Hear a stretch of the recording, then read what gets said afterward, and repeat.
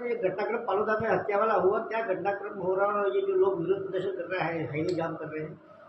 ये लोहारिया थाना क्षेत्र में जो फालूदा कस्बा है, वहाँ पर एक नाबालिग लड़की है जिसकी को शार्प वेपन से गले पे वार करके मर्डर कर दिया गया था।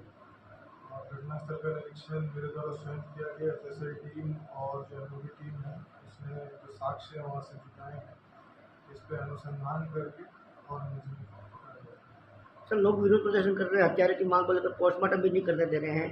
इन लोगों को किस तरीके से समझाइश की जा रही है? लोगों को समझाइश की जा रही है, बोर्ड से पोस्टमार्टम कराया जाएगा और समय रहते पोस्टमार्टम होने से आगे के अनुसंधान कार्रवाई जो है उस पर जल्द हम काम कर सकते हैं। सर, ये जैसे अभी तक जो सामने बात आ रही है, ये चोर हो सकते हैं या कोई आसपास का ही कोई होने की आशंका है सर? ये सारे पॉसिबिलिटीज़ है और इन सभी बिंदुओं पे ही अनुसंधान किया जाएगा। आसपास के लोग हों, चाहे चोर हों या कोई और अन्य व्यक्ति अगर इसमें आता है तो अनुसंधान से बात सामने